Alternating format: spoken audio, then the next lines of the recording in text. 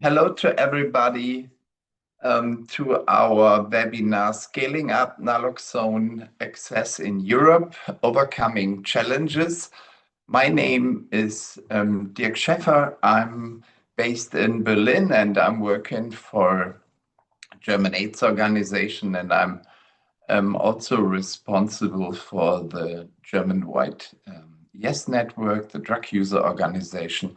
And it's a pleasure for me to be one of the chairs of this meeting. At first, I will inform you that this webinar will be recorded and published via the website of the European Harm Reduction Network. And I know, and you know it too, that you are not able to speak. So I would motivate you to introduce yourselves via the chat and ask questions or do comments in the Q&A section. And this webinar is organized by Correlation, and I would give you a brief overview what happened the next 105 minutes. After this introduction, Katrin Schiffer from Correlation will start with the short key findings of the monitoring report, and then Eliza from EUDA will give us an overview about the availability and the access to naloxone in Europe. And after this, I will give you a short overview about the situation in Germany, because it changed a lot. And then we will come directly to a panel discussion, which is moderated by Leo Jeffries from Euro Input. Enough from my side. It's a pleasure for me to hand over to Katrin Schiffer. Katrin is the director of the Correlation Network. You all know Katrin, and she will give you an overview about the findings of the monitoring. Thanks a lot. Katrin. Yeah, thanks, Dirk, for the wonderful introduction. I'm not sure if everyone knows me, but I share my presentation with you. So I hope everyone can see. First of all, a warm welcome from Correlation European Harm Reduction Network. I'm happy that so many of you are joining today. When we organized, I think it was 6 months ago, a webinar on nitazines, there was many of the participants asked us to organize something similar around naloxone. So there is a big interest and need to learn more about access to naloxone. There are two different ways to approach the topic. One is the more political situation about how is the access organized and what are potential barriers to access, but also a technical approach, what is needed to do it in a good way and how can you organize it. Today, we focus on the first part, so on the policy part. And we have a great panel of experts, and I hope, and I'm quite confident that they will be able to answer most of your questions or all of your questions. Before I go to the more, give the word back to Dirk and the other experts, I would like to share some of the work we have been doing in this year and the past year. Based on our monitoring activities, some of you might know that we do monitoring since 2019. in different fields. So we focus on hepatitis C, we focus on harm reduction essentials, and also on new drug trends. For today, I will focus on the harm reduction essential survey and the new drug trends data, which we received from our focal points. Our focal points are members and specific reference points in cities, and they are invaluable for us. And they really help us to collect this data. Without them, we wouldn't be able to do this monitoring. So they provide us with the data, and this allows us to track drug trends, service gaps, and also emerging challenges. So about the new drug trends monitoring, how did we do that? Our focal points organized focus groups in 20 European cities. And they asked questions covering the period between July 24 till to July 25. The data is qualitative and perception based, meaning that also we have included some drug checking data here and there. It is really building on the observations of these experts. And who are these experts? These are people who use drugs. These are also people working in low threshold and harm reduction services. And I think our monitoring really complements other monitoring activities in this field and drug checking data. And it is important as it also explains a bit why certain trends are changing, why people change behaviors, use different drugs, and so on. So a more general overview on opioid use. What we see is opioid use remains widespread across Europe in most EU countries. Heroin is still common, but it is declining and even disappearing in several cities. In the focus group discussions, it appeared that in 5 cities, oxycodone use is there, and it is being used among functional young users, meaning they are not disadvantaged. And in 2 cities, people report a transition from oxycodone to heroin. And what we also see that synthetic opioids are expanding. And while, for example, last year it was nitazines mainly, and fentanyl was not yet there, we see now that also fentanyl is upcoming, and this is quite a worrying trend. And I'm just checking, I think, no, I don't have. Oh yeah, fentanyl use was noted in 6 cities and nitazines in 4. So that is not everywhere for sure, but there are cities where we see that. Heroin trends. There are concerns about the adulteration and low quality. In drug checking, we saw that there is in some cities really very low purity from 5 to 10%. And this also explains why people increasingly substitute heroin with other opioids or stimulants. And this is mainly crack cocaine or methamphetamine. When it comes to synthetic opioid, fentanyl mostly appears at patches.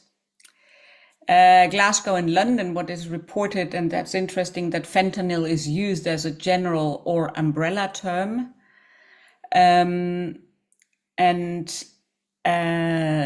This also, so nitazines is found in crack and benzos and heroin.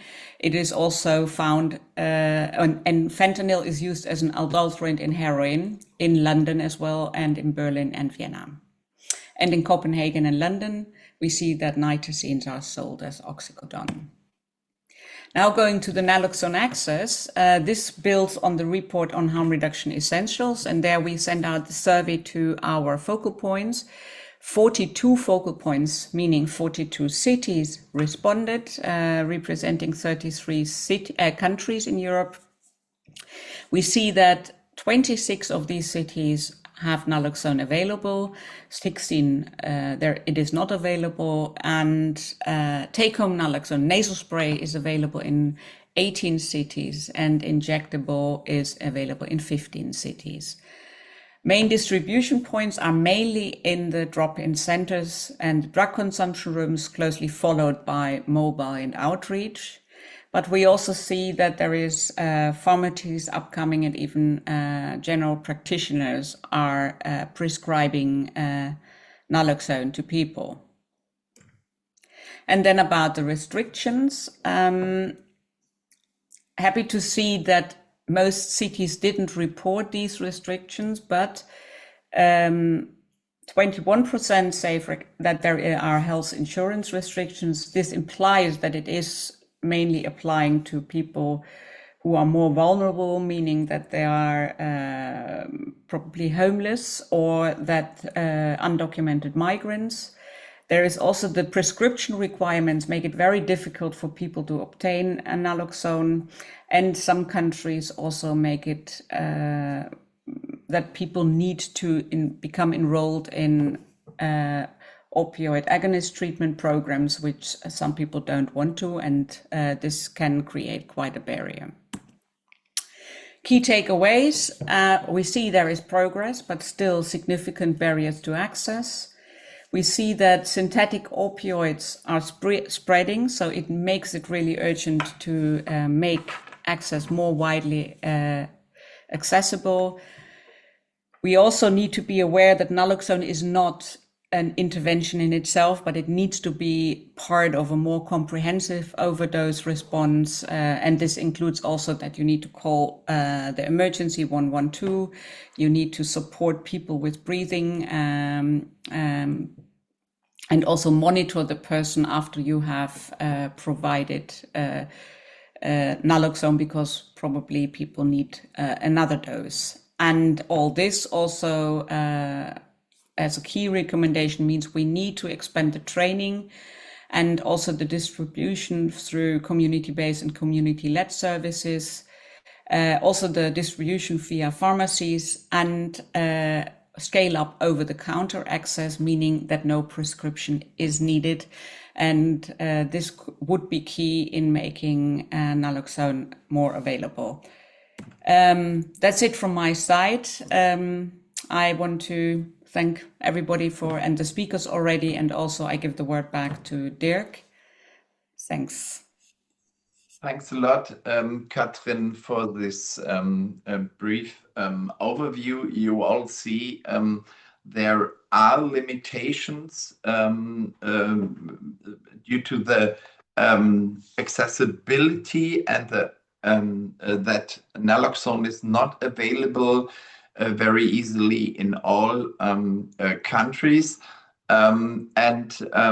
Eliza Kuchevich-Ramonet from the EUDA, she's a scientific analyst in the field of harm reduction, will give us now a deeper overview about the access and the availability of naloxone across Europe. It's a pleasure for me to have you here. Eliza, it's your turn. Good afternoon, colleagues. Thank you very much for the invitation and opportunity to present the key data on naloxone in Europe. I think the topic itself is very complex and definitely would need more, even not one session, but days of discussion. Yeah, I will try to just overview and summarize the current situation of drug-induced deaths in Europe, and also on the availability and accessibility of naloxone in Europe based on the latest EUDA reporting. So just to begin with, I would like to show some very simple data on the trends in drug-induced deaths in the European Union, Norway, and Turkey. So as you see, there were an estimated 8,100 drug-induced deaths in 2023. And this is actually the minimum estimate, as some countries, they report that their monitoring system is missing some cases. So for example, Spain's general register may capture only 4 out of 5 cases. In countries such as Germany and Italy, we record police notified cases only. Also, approximately 7 in 10 of these deaths, they involved opioids, typically also alongside the other substances. Heroin and its metabolites, they no longer account for the majority of cases, except in a limited number of countries. Usually other opioids such as methadone, to the lesser extent also buprenorphine, prescription opioid analgesics, and other synthetic opioids now contribute substantially. Also, the co-exposure of alcohol and benzos as well. The drug-induced mortality in Europe, it's driven primarily by opioid-involved toxicity, heroin in some countries, but as I mentioned, mainly increasing other opioids. But also there are synthetic opioids such as fentanyls, nitazines. Deaths typically reflect polysubstance exposure with frequent co-involvement of cocaine, other stimulants, amphetamines, methamphetamines, benzos, alcohol, and also there is seen a trend of growing of gabapentinoids, synthetic cannabinoids, and synthetic catenones. So overall, the co-consumption of different drug classes remains an important but not very sufficiently recognized factor for understanding and responding to drug-induced mortality. In this slide, you can see increase of deaths among both actually younger and older people. However, there is still seen the aging trend as the number of overdose deaths reported in the European Union among those between age of 50 to 64 is estimated to have more than doubled between 2013 and 2023 overall. However, there are also concerns about increasing number of deaths among young people between age of 15 to 24, but it is only in a small number of European countries. And I would like just to emphasize that in 2023, Finnish investigation into overdose deaths among young people under 25 years old found that there was a polysubstance use, especially opioids combined with benzodiazepines. It was like the dominant driver, and over 80% of those cases were showing concurrent use, mostly buprenorphine with alprazolam. This slide, again, it just proving kind of and showing that opioids often alongside other drugs remain the leading substances in drug-induced deaths. This figure presents also the proportion of drug-induced deaths with opioids in 2023 and most recent data in the countries. And as you might see in most of the countries, Austria, Bulgaria, Croatia, Denmark, Estonia, Finland, France, Greece, Ireland, Latvia, Lithuania, Luxembourg, Norway, Slovenia, Sweden, opioids remain the leading substance in drug-induced deaths. Speaking about the availability of take-home naloxone, so by 2023, there were actually 15 European countries that had take-home naloxone programs. In 2024, pilots started also in Croatia and Finland, and the Luxembourg launched take-home naloxone during the prison release. Greece also actually passed the law on take-home naloxone in 2023. However, the program is not yet operational. Nasal spray is available in 17 countries. So the only country in which it is not available is Lithuania. Injectables are available in 7 countries, and over-the-counter available in 4 countries, so Denmark, France, Italy, and Sweden.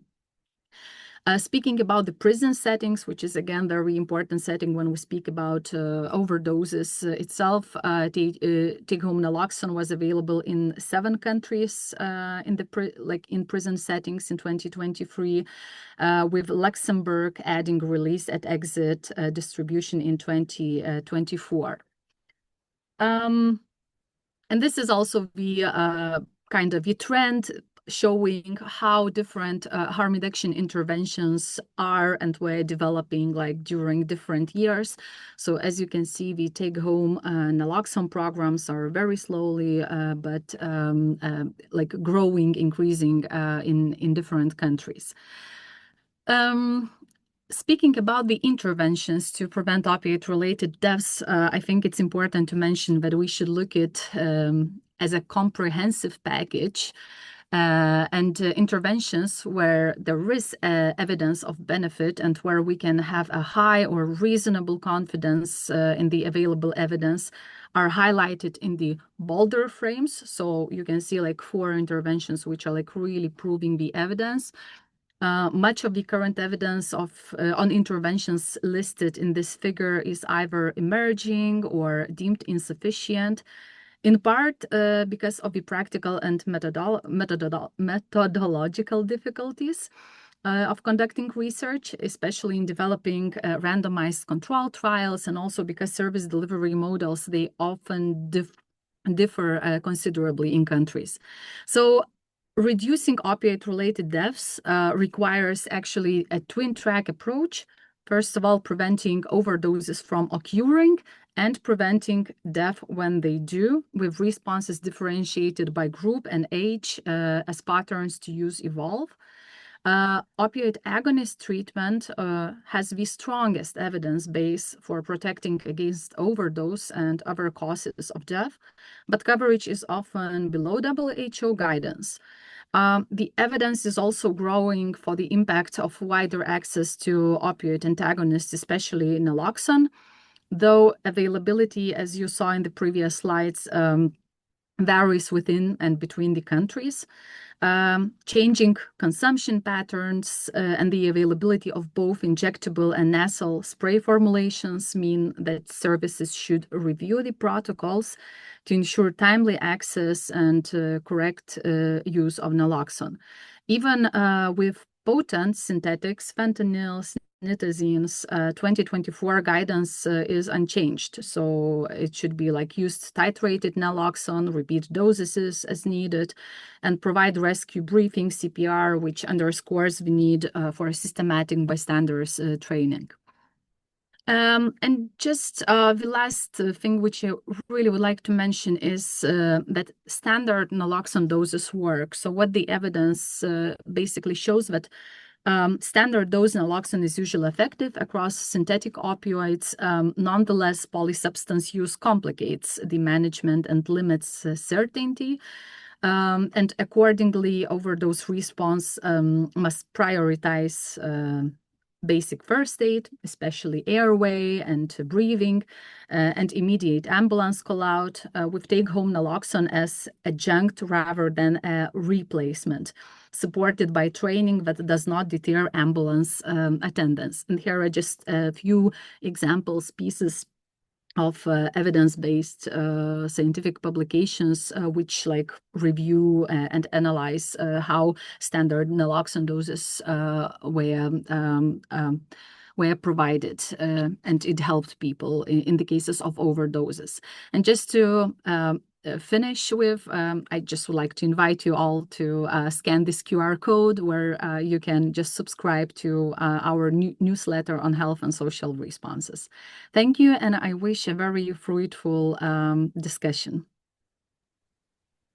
Thanks a lot, Eliza, for this very important data. Eliza shows us that 7 out of 10 drug-related deaths are related to opioids, and some of you, as me, we hear in our countries that opioids are not that important. We have a lot of new NPS that's the truth, but the data show how important the accessibility of naloxone is to prevent opioid-related deaths all over Europe and in the whole world. And maybe Germany could be a good example to show you that it is possible to change the situation also maybe in your country. And we did it now last summer. It changed a lot in Germany, and I would give you a brief overview what we have done in Germany in the last 3 years and how the situation changed. Just a second, I will open my presentation.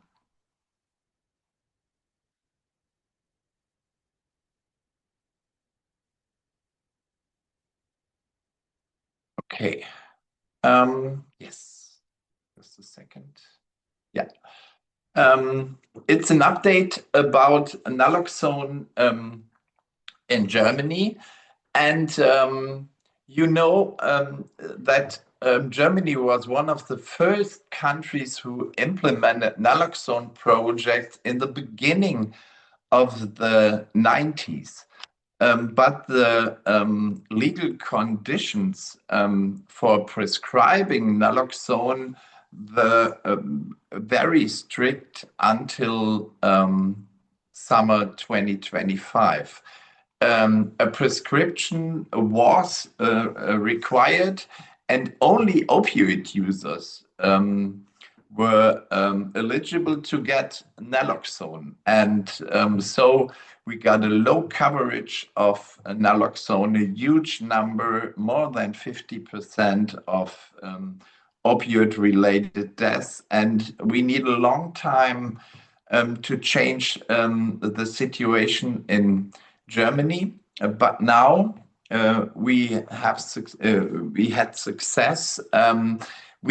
And I want to show you, and that's my main message, that it is possible that we as civil society organization can have an important role and playing an important part to change the laws and change the situation in our countries. We implemented 2 projects to highlight the problem in the field of naloxone. One was in Bavaria, and another one, the name was Naltrain, was a nationwide project. And I told you that the prescription was very strict until summer. And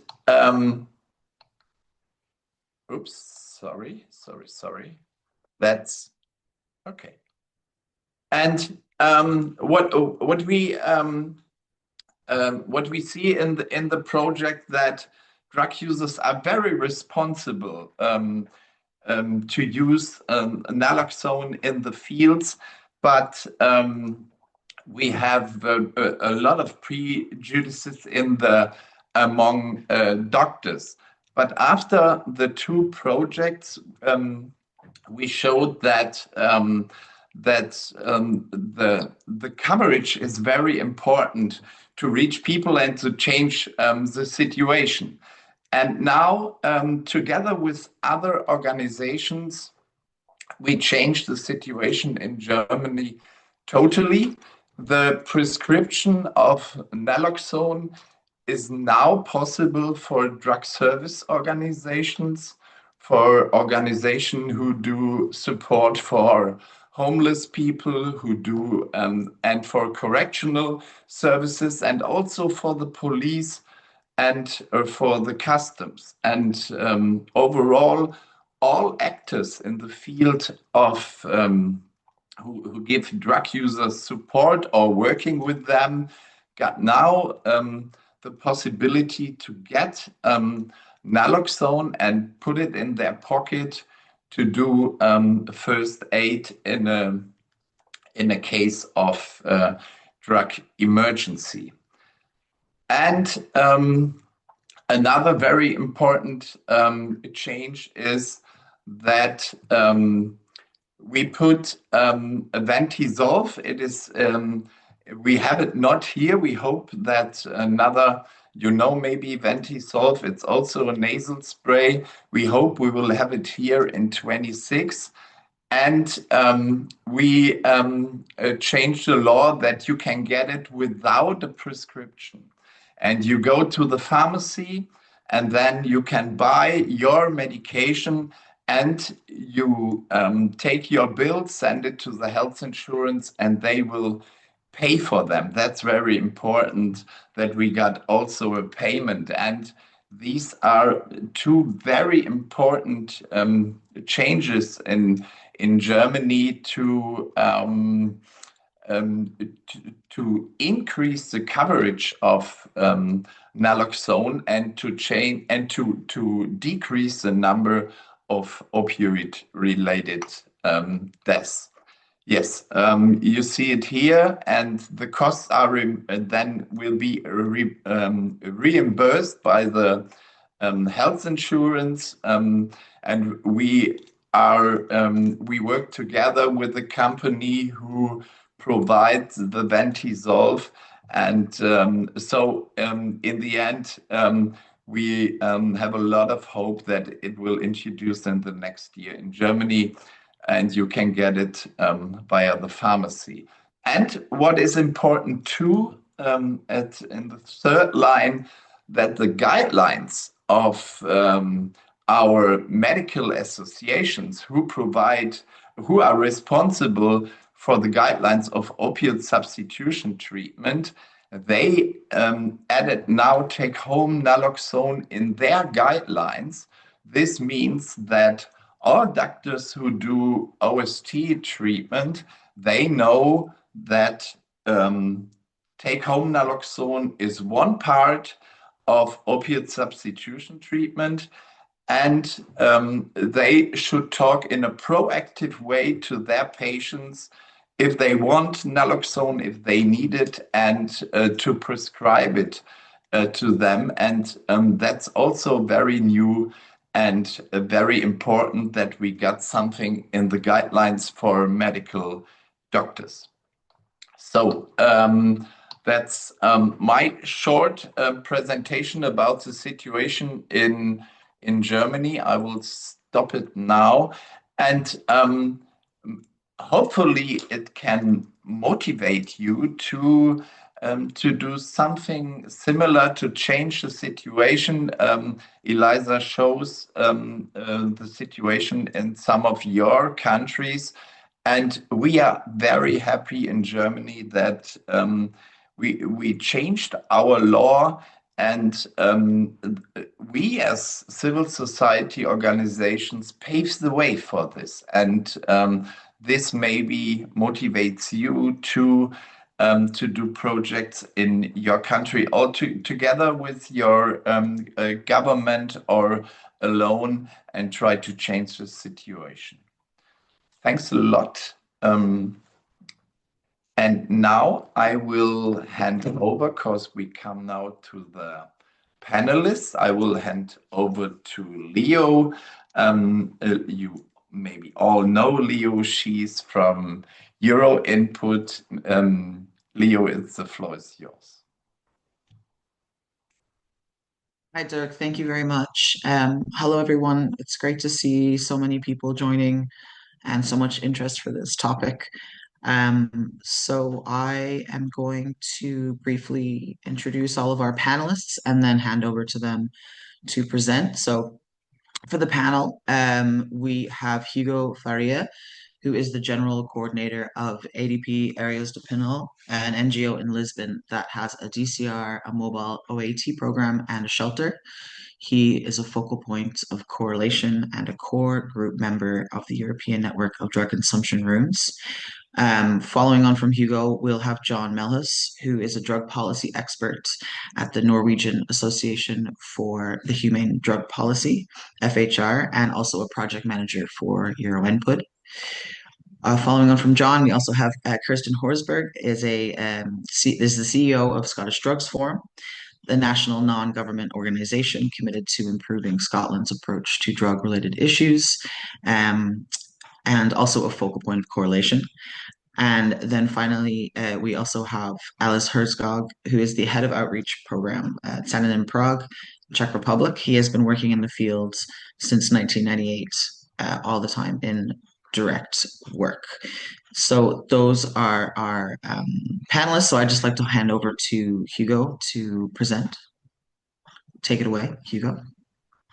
Hello, thank you for the introduction, and it's a great pleasure to be here sharing our situation. So I would like to share also the slide with the information, I believe one.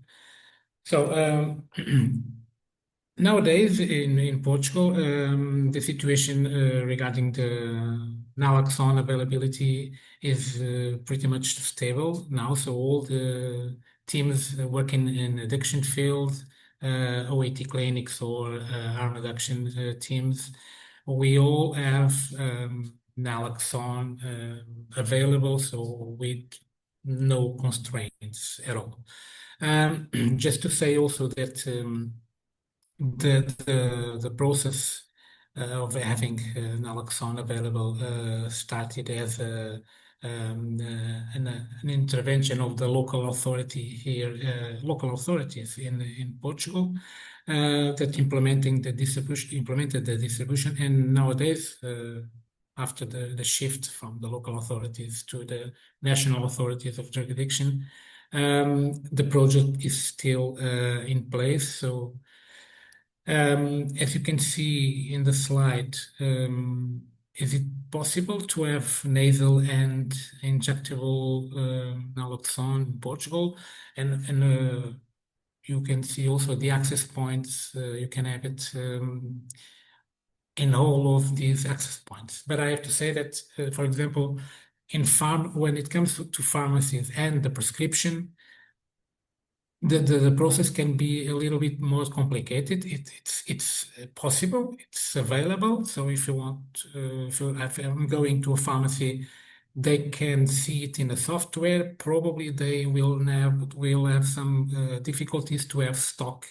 So, but is it possible to have it or in all of the addiction teams that I told you? So it's not a problem now, but it's not so easy in pharmacies. Focusing on our intervention also regarding the naloxone in the drug consumption room here in Lisbon, I think it's important also to give our view on that. So I think before naloxone, we also make a good investment on prevention to use overdose. So that's why we have a software that gives us a warning when someone is not coming for more than 15 days, which is something important.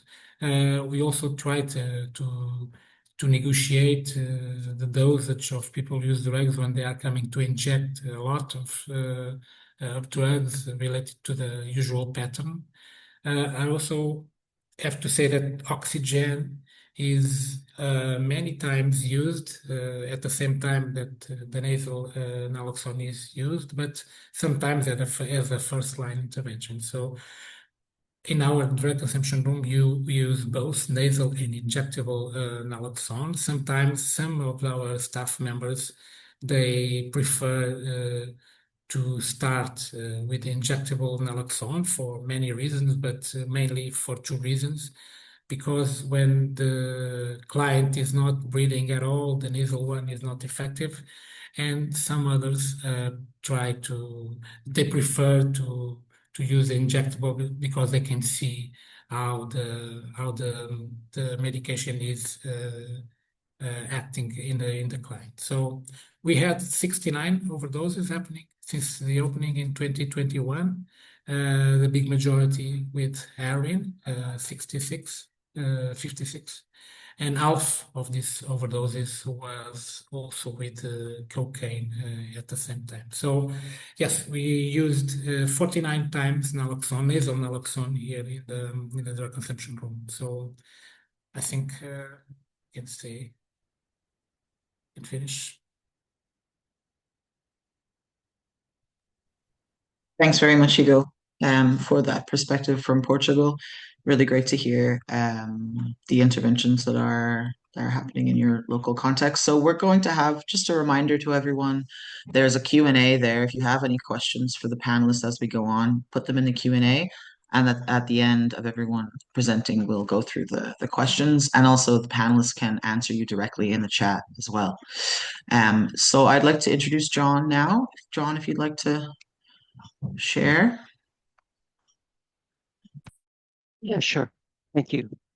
In Norway, naloxone is being distributed for free to people who use drugs and their allies by user associations, low threshold systems, municipal health authorities in almost every big city in Norway. More or less anybody can get naloxone for free through these.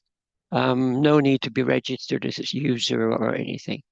It's also given by doctors by prescription to people who use opioids for free. And since July this year, it's also available without prescription in pharmacies for a price between 30 to 40 euros. Challenges that we still address is that there seems to be some resistance to give young people who use drugs naloxone, the old barrier of they'll take extra chances if they have naloxone lying there, which is ridiculous. But anyways, some pharmacies don't have it available, and the price is a bit high to buy it at the pharmacy. Otherwise, the police also have naloxone in the big cities, as well as customs officials at the borders. And we're working to get other people who are likely to experience an overdose in their vicinity to get naloxone as well, like nightlife establishments and so.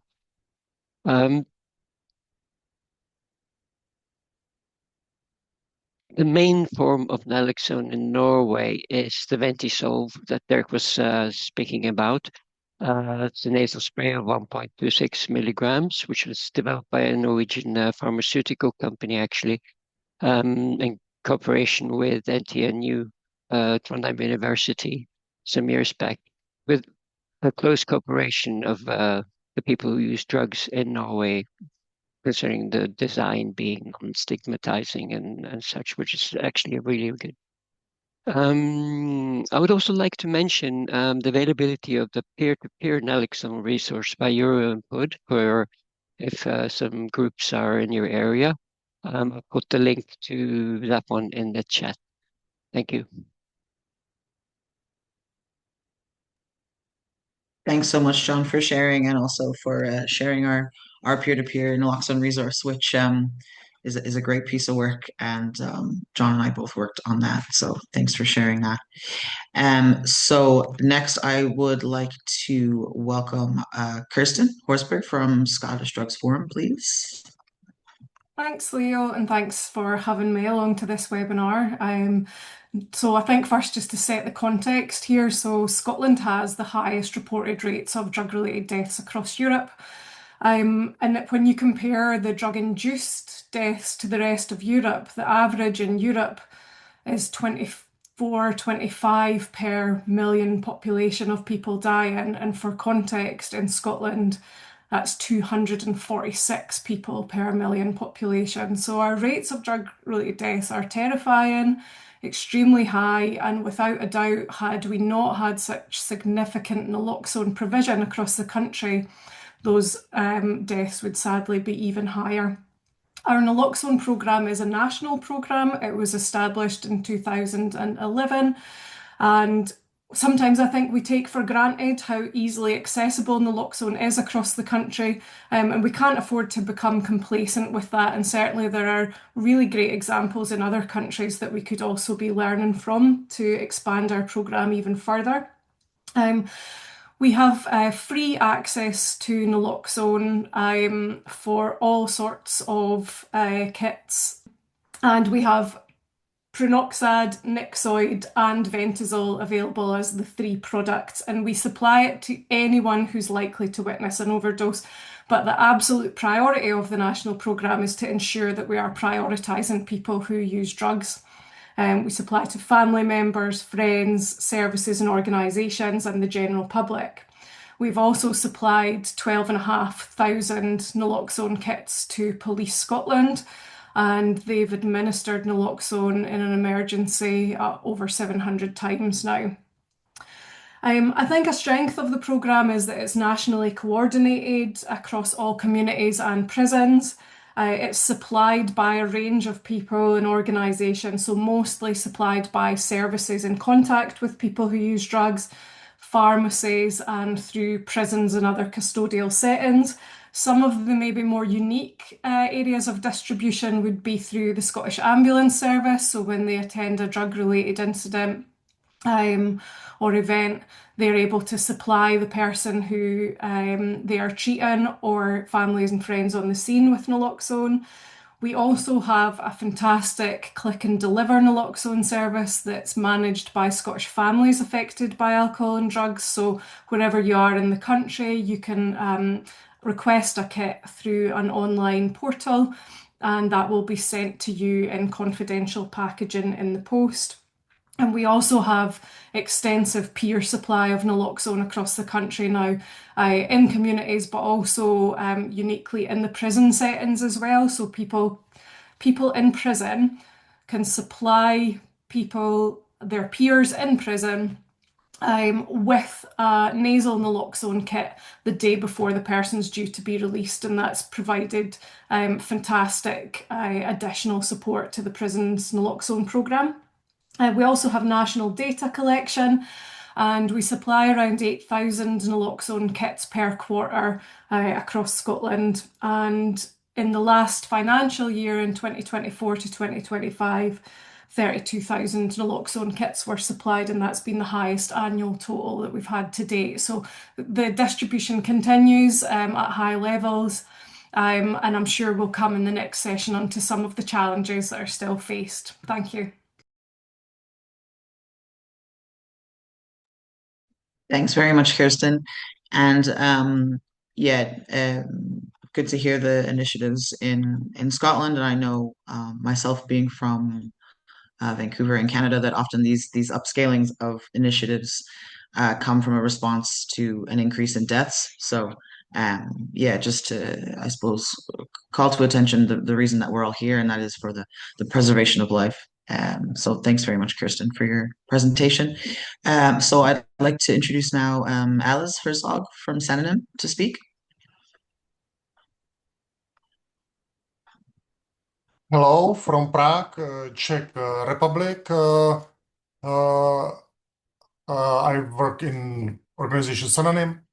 Czech Republic has nearly 11 million people. There is nearly 10,000 people injectly using opioids. They are not the main drug here, it's methamphetamine. And we had in 2023 26 fatal overdoses of opioids. We have a pilot project of distribution nasal spray Nixoid since 2021. It was long time we wanted to have him, but we have a really strict office for medicines.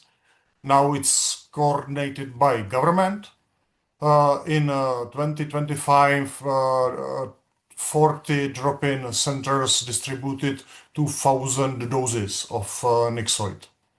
But there are differences. Some drop-in centers purchase the doses only for employees like outreach workers or staff. A smaller part also purchases and distributes to clients. For example, my organization Synonym will distribute 1,000 doses in this year. Now we also offer opportunity to train and obtain at least one package for centers who do not participate in program. For example, in Prague, we want to reach to have Nixoid in all low threshold centers and for homeless people and to the places where are shelters for homeless people. Naloxone is not in pharmacies in Czech Republic. You can get him just through the drop-in centers now. I finished.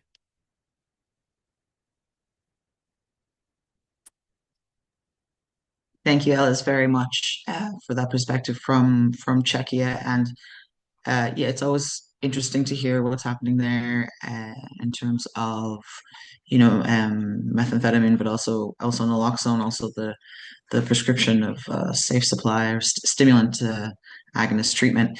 So, last but not least, my major apologies because I forgot to introduce our last speaker, who is Gregor Wadowski. So Gregor is based in Krakow, Poland, and works at the community-based service Monar, and would like to introduce and welcome Gregor to speak now. Thank you. Hello, everyone. I will tell you the rather short story about the naloxone in Poland.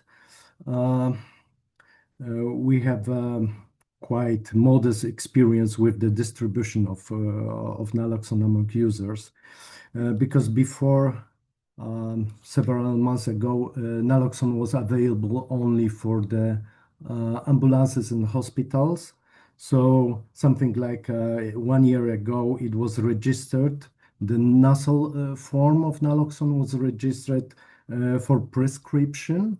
So, and this opened the gate to make distribution among drug users. But we thought the gate is open, but then we saw how much barriers we have with it.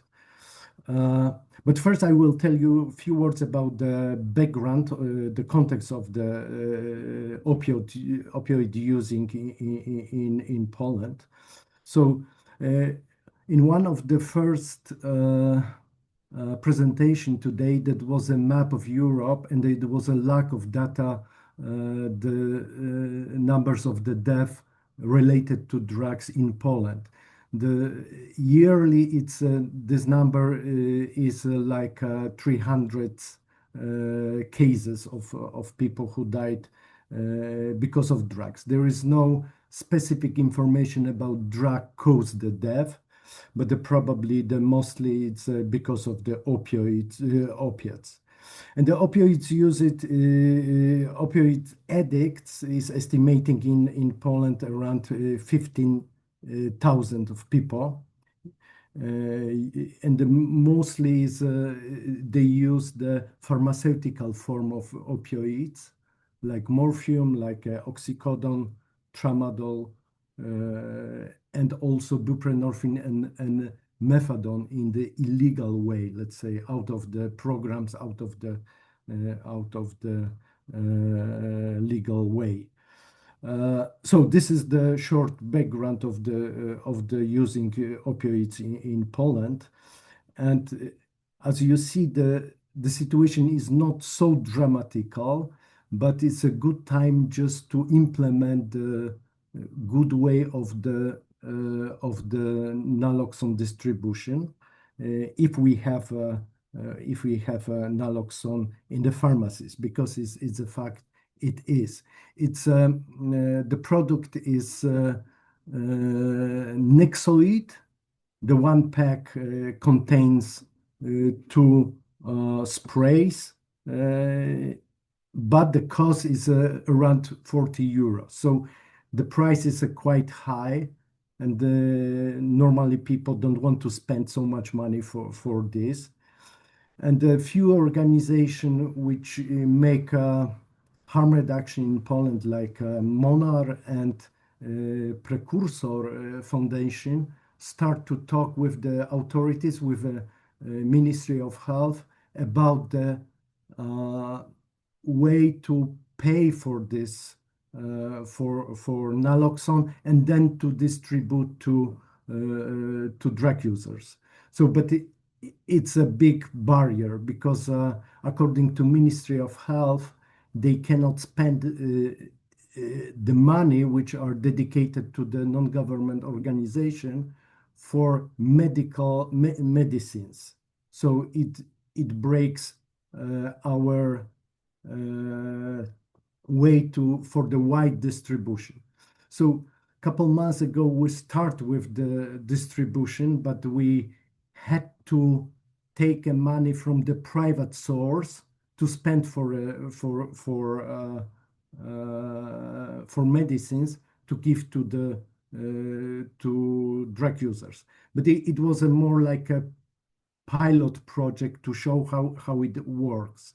So users are really happy to participate in the program, even that was a quite long how to say procedure, because they had to participate in the training about the first aid help, about the recognizing the overdoses, about how to use naloxone. And in the end, they get the naloxone. But as I said, the biggest barrier is money in that case, and also the prescription must be done by doctor. It's increased the cost of the whole program.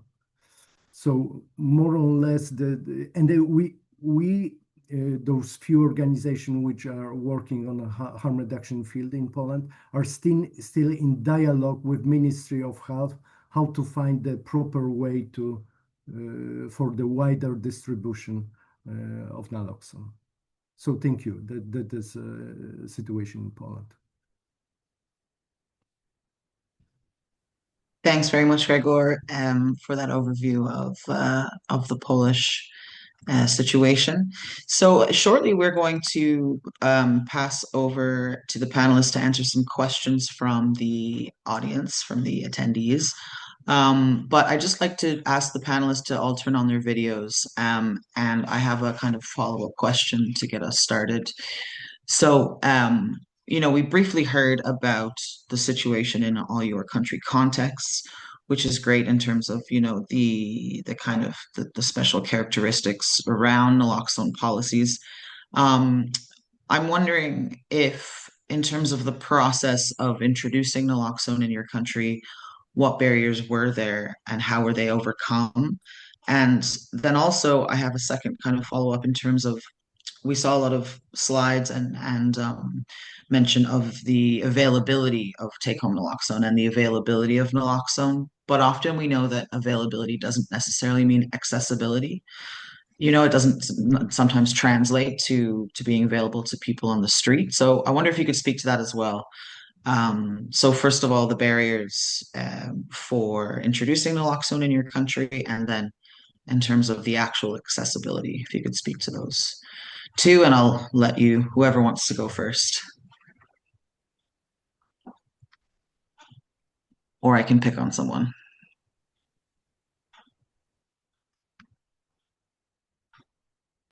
I think you might just have to pick on us. Okay, Kirsten, you have to Okay, go. I'll go. Thank you. So I guess that the Scottish naloxone programme was introduced as a result in a response to the increase in numbers of opioid-related deaths. And it came via various groups. So the National Forum on Drug-Related Deaths that we had at the time had recommended it. There was a trip to the Chicago Recovery Alliance to see what they were doing. Unfortunately, that was before my time, and that introduced a couple of pilot projects in Scotland in 2007, 2009 before it was actually fully rolled out. Initially, I would say there was some legal restrictions. The naloxone that we provide is prescription-only medicine. It still is a prescription-only medicine, but there have been some tweaks to the regulations that make it much easier to access. I think excessive training requirements were an issue at the start of the programme, and people having to do like a 3-hour training course before they were provided with a naloxone kit were some things that we learnt from quite quickly. And now, of course, that's much quicker, and it's really just a short conversation with somebody before supplying. There was also quite a bit of moralising and, that thought that if we were providing people with naloxone, did that mean that we were encouraging drug use? So there was a lot of hearts and minds work, I would say, at the early introduction of the programme to make sure that people realised the importance of it.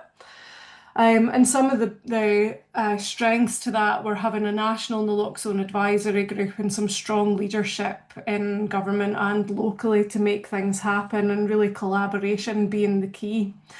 On your point around availability versus accessibility is an important one, and you couldn't sit here and say that every single outlet that supplies naloxone in Scotland is doing it perfectly the way that we would want in the most accessible way. So I imagine there are still local issues when it comes to access, but we would like to think that on the whole, the practice is good in Scotland. It's developed significantly since it was introduced in 2011.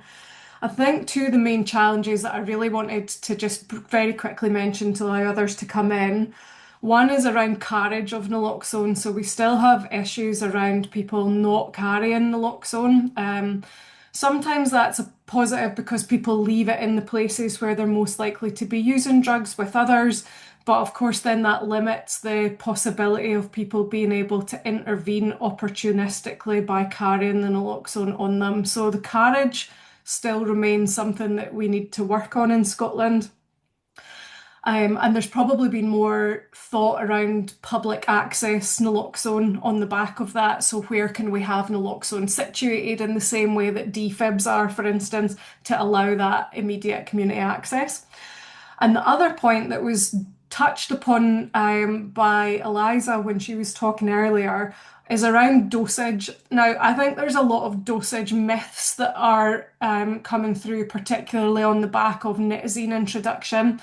And the fact that people are providing people with multiple doses of naloxone or higher and higher strengths of naloxone in some other countries.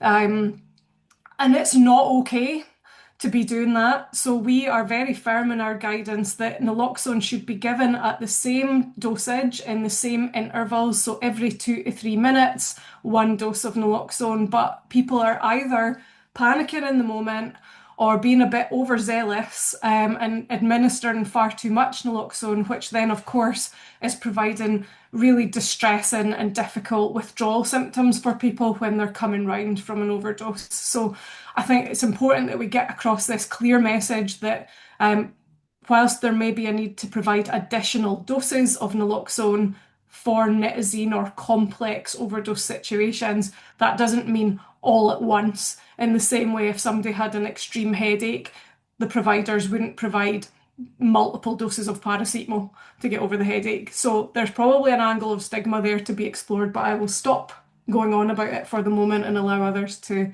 come in. I hope we can pick it back up. Thanks. Thanks, Kirsten. Dirk, did you want to come in there? Yes, I want to add something to Kirsten. The barriers were the same in Germany. In Germany, the strict regulations in the beginning, you need a prescription from a doctor, and then you have to go to the pharmacy. But it's not in the store of the pharmacy. You have to wait for 1 day and have to come back. And so in the end, for example, under these regulations, we trained more than 2,000 people who use opioids, but only 700 get the naloxone in the end, and many get lost on the way from the training to the doctor to the pharmacy, and hopefully it will change. And the other very important topic is, in my view, that we have a common understanding how to use naloxone and how it works. And we provide trainings in the project, and we reach more than 800 people who work in drug services, drug consumption rooms. And we did that with one manual or one curriculum that people from the north to the south got the same information, and that we breaks the myths about naloxone. And these are three very important things how we try to change the situation in Germany. Thanks. Thank you very much, Dirk. Does anybody else want to come in on that particular, Gregor? Yeah, if you let me, I would like to emphasize some paradox which is visible now in Poland, because if you want to get the addiction treatment, you don't need health insurance. You don't need money to do this. If you want to get the medicine which save your life in Poland, you need insurance because you have to go to the doctor to get a prescription, and you need the money to go to the pharmacy to buy this medicine. So this is the paradox which shows how the steps are in the wrong places nowadays in our system. Thanks, Gregor. Yeah, I echo that in terms of the wrong motivations for the availability.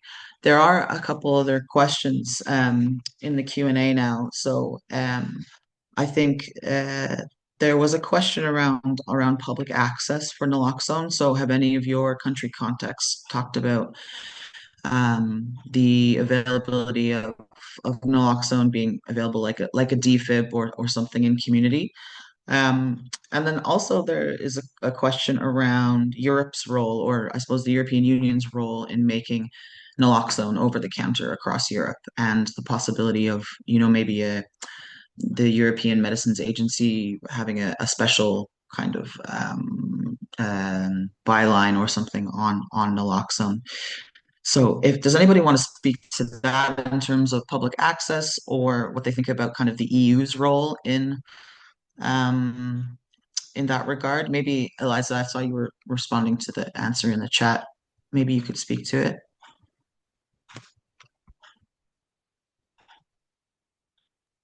To put you on the spot. Yes. Hi. Yeah, I wasn't answering actually. I think Magda from Poland answered to that question, but yeah, happy to take it as well. Yeah, so I think Magda is more updated than me because she provided a very detailed answer. But basically, I would contribute like in the same way that like ourselves as EUDA, we basically remitted monitoring, evidence, and guidance on drugs, but not like the medicines licensing. So that's a tricky point. And then it's basically so OTC, they require basically the marketing authorization holders to apply for reclassification through the European Medicines Agency. And as I understood now from Magda's already replying point, that this is now already on the way. So it's happening, and I guess we just need to see wait for the updates, like on whether it will be approved or not. That's great. Thanks, Eliza. Yeah, I just read Magda's response there. And yeah, Magda, anything that we can do at Euro Input to support that, please do get in touch, because that would be great if that were to go ahead. Okay, so there's another question there around, unless anyone else wants to come in around public access and EU legislation. There's also a question about the preferred method of naloxone. So whether people prefer injectable or nasal. I mean, I suppose you could look at this from people who use drugs who are experiencing overdose, and then also maybe practitioners or responders, those two perspectives. Yeah, I'll let someone else come in here and comment on that maybe. Dirk, did you want to come in there again?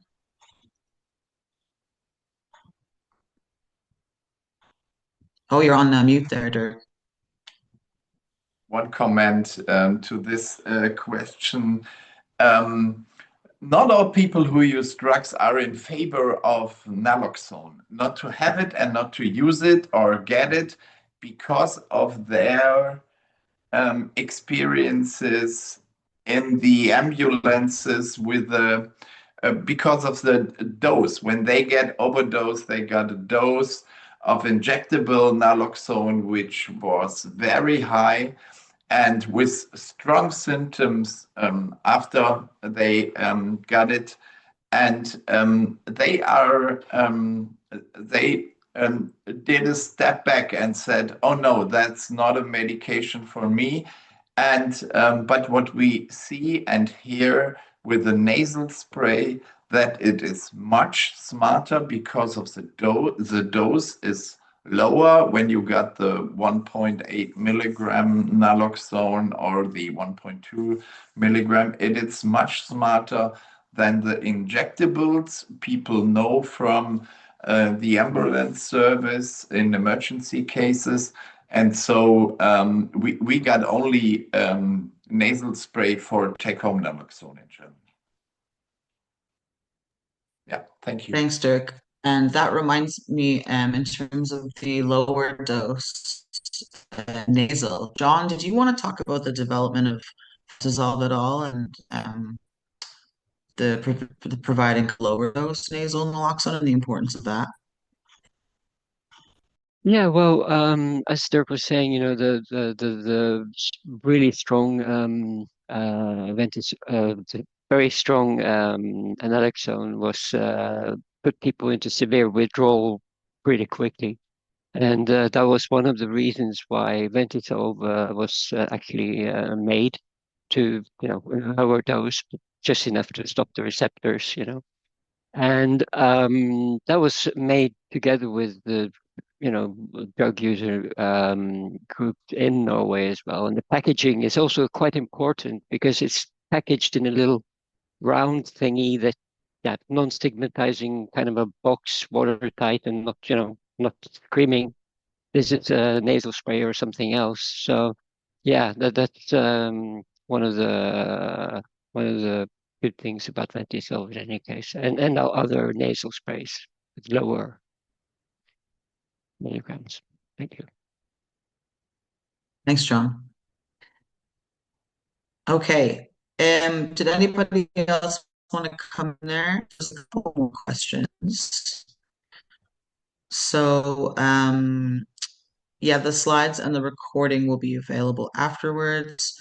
We have a question in the chat about peer-to-peer naloxone distribution in all countries. And I know some people did talk about peer distribution in their presentations, but would anyone like to come in and talk about, the importance of having a strategy of this in their services or any specific initiatives that they have around peer distribution of naloxone?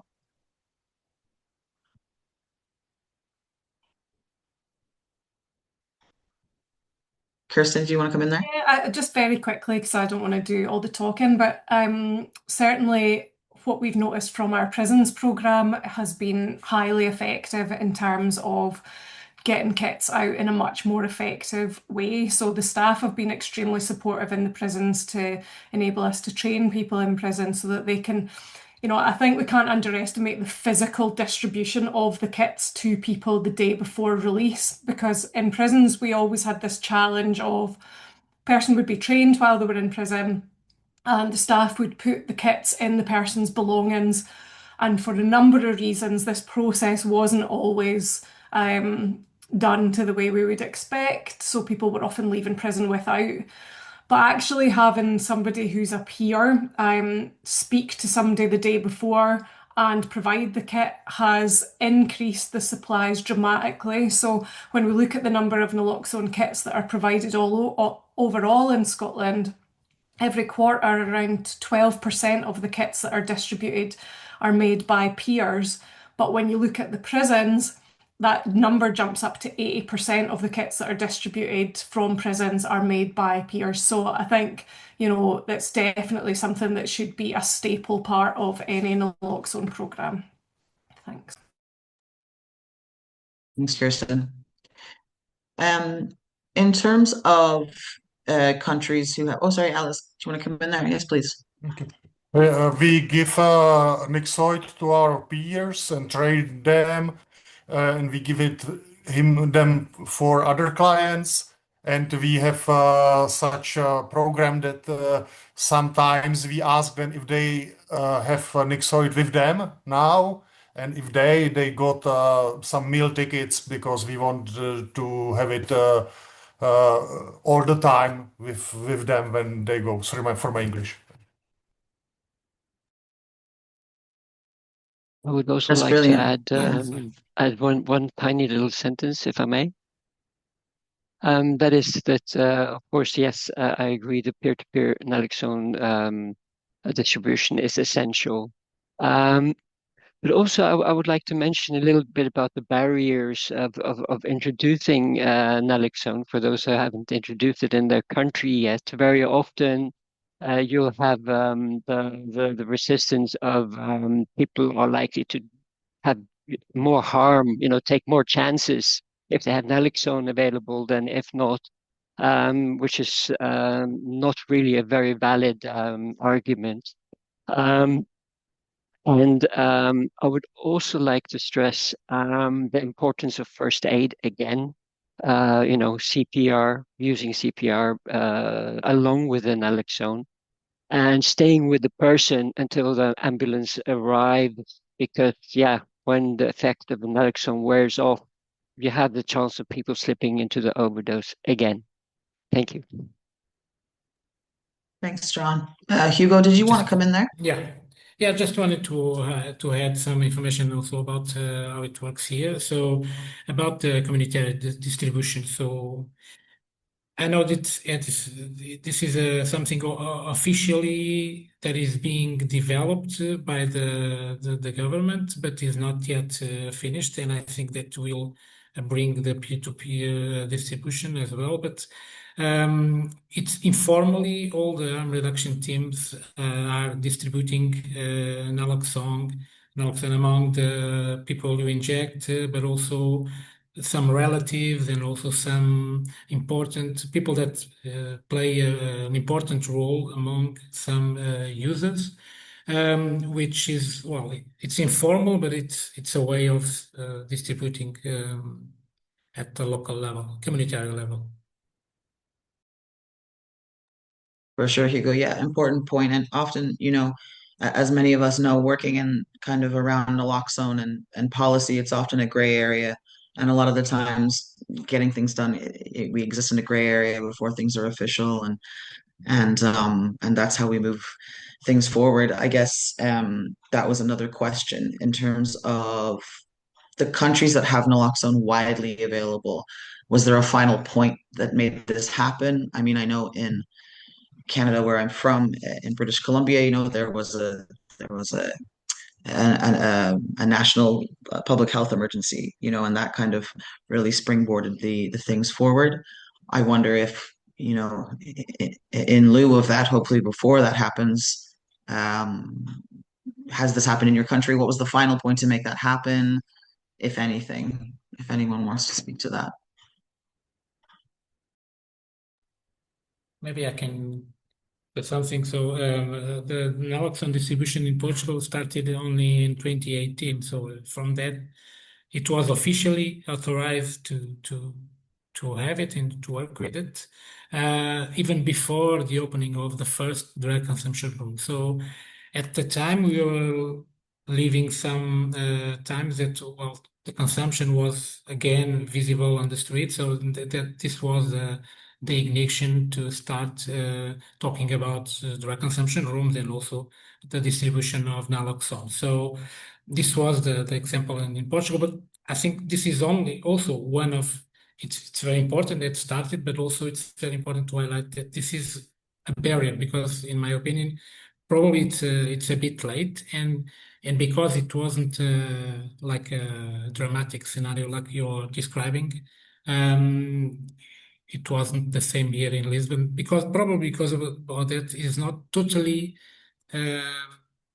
accessible. So, because, for example, in police, I think is not officially carrying naloxone. So we have some work to do yet. For sure. Thank you, Hugo. I think also, Portugal decriminalizing and taking that kind of legislative change in the early 2000s, I think also had a lot to do with the availability of all the services in Portugal, and I think it's about looking at a diversity of tactics when it comes to these things in terms of drug policy. So we are coming to near the end of the webinar. I just want to invite everyone in terms of final remarks, or Katrin, if you wanted to come back in there, and maybe a kind of final thoughts from the panelists and a kind of wrap up. Katrin, do you want to? Yeah, first of all, I would like to thank you and Dirk for chairing in the session. And the speakers and the panelists. I think it was really great to hear all what you experienced.